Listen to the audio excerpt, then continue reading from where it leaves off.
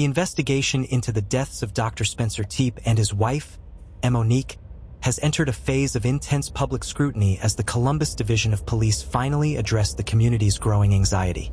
In a series of one-on-one interviews, Columbus Police Chief Elaine Bryant provided the first official context for the events of December 30th, revealing a series of procedural complications that have added a new, frustrating layer to the tragedy. The most shocking revelation was not found in the crime scene evidence, but in the body cam footage of the first responding officer, which confirmed a critical tactical error. Police initially responded to the wrong address. For more true crime stories like this, hit the subscribe button. The timeline of the discovery is now under a microscope. We know that at 9:22 a.m., after a frantic call from Spencer's employer in Athens, an officer was dispatched for a wellness check. The newly released footage shows that officer walking up to a property, whistling, knocking on the door, and eventually leaving after receiving no answer. However, the chief has confirmed that this officer was on Summit Street, a road that runs parallel to North 4th Street, where the Tepes actually lived. By the time the error was realized and friends of the family arrived at the correct duplex, nearly 40 minutes of precious time had elapsed. Scene: split screen of the body cam footage on Summit Street and the actual Tepe home on 4th Street. While retired Detective Commander Will Savar notes that this 40-minute delay likely did not change the fatal outcome, as the murders are believed to have happened between 2 a.m. and 5 a.m. The human cost is immeasurable. During those 40 minutes, 2 children, ages 4 and 1, remained alone in a house with their deceased parents. The delay meant that instead of a trained officer making the discovery and securing the children, it was a close friend who entered the home, encountered the horrific scene in the upstairs bedroom, and called 911 while the sounds of the crying children could be heard in the background. This access is a key focal point for the Columbus Homicide Unit.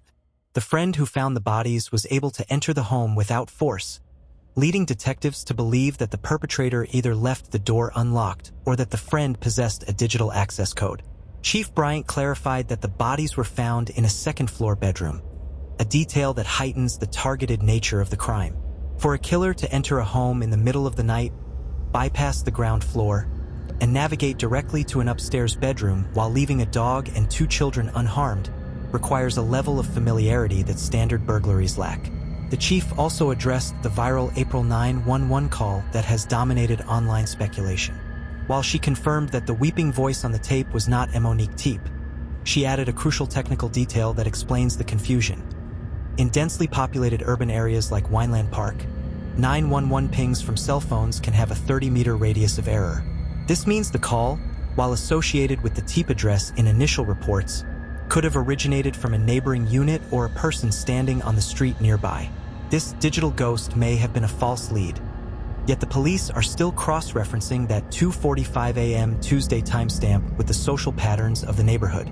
Perhaps the most pressing mystery remains the person of interest in the alleyway.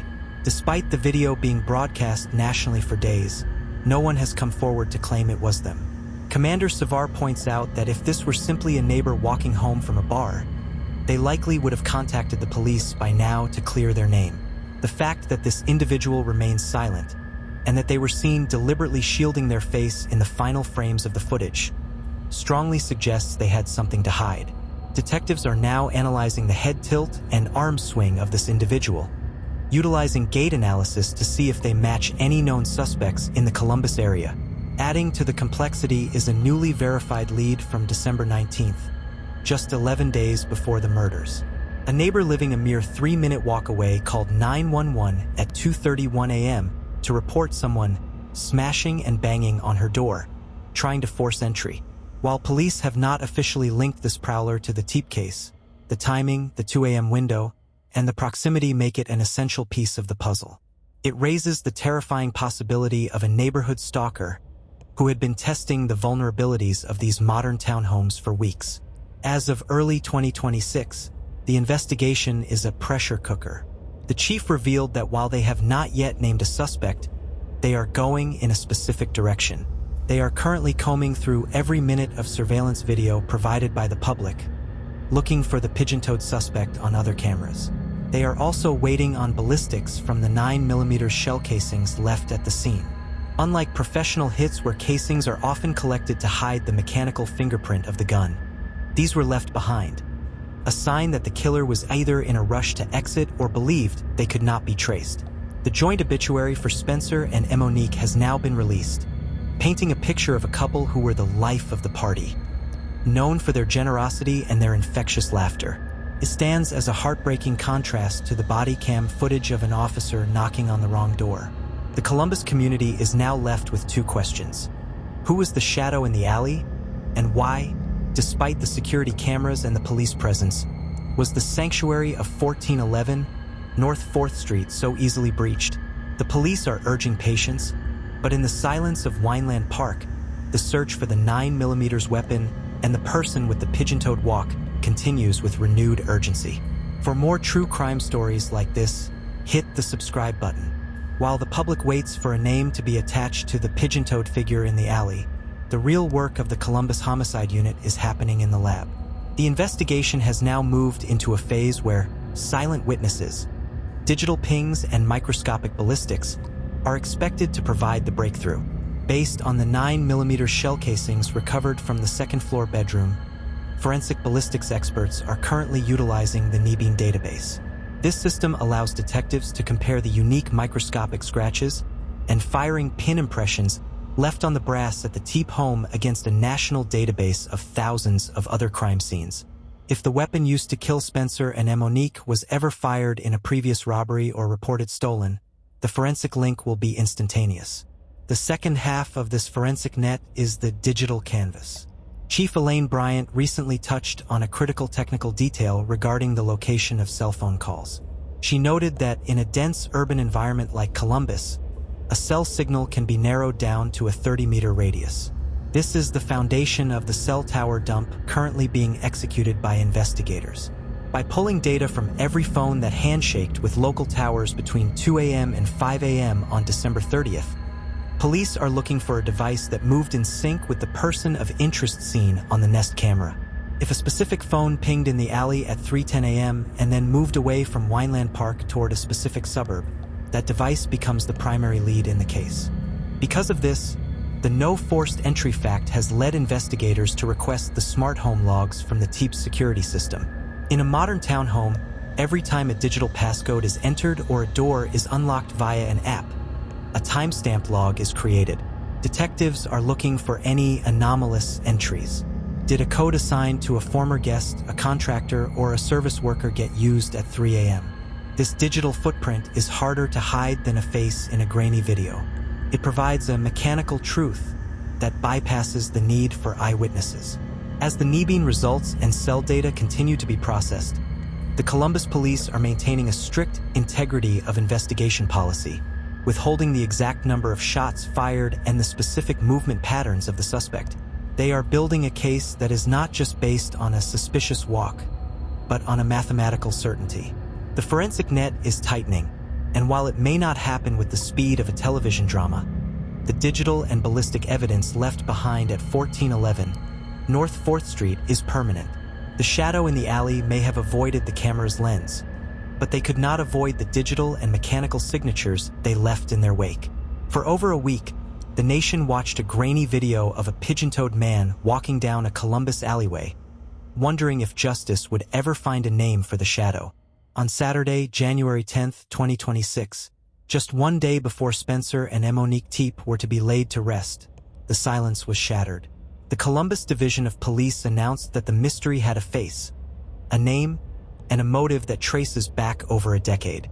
For more true crime stories like this, hit the subscribe button. Dr. Michael David McKee, a 39-year-old vascular surgeon, is now in custody, charged with 2 counts of murder. The breakthrough didn't come from a single tip, but from a relentless digital dragnet. While the public focused on the man's gait, detectives were tracking a vehicle. Surveillance footage from the Wineland Park neighborhood captured a car arriving just before the 2 a.m. murder window and fleeing shortly after 5 a.m. Using advanced plate recognition and neighborhood cameras, investigators linked that vehicle directly to McKee.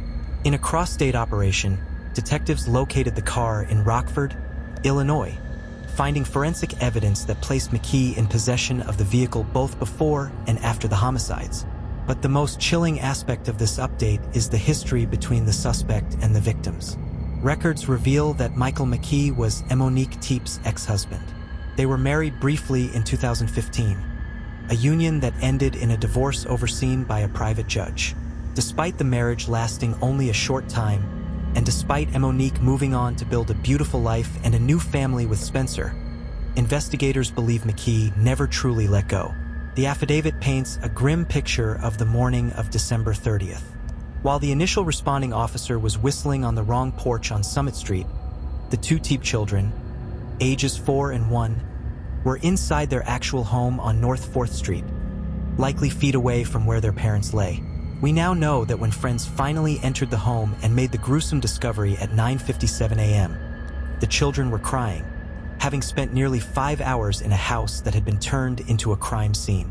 As McKee awaits extradition from the Winnebago County Jail in Illinois to Ohio, the community is left to grapple with the targeted nature of the crime. This was not a random act of violence or a neighborhood prowler gone wrong.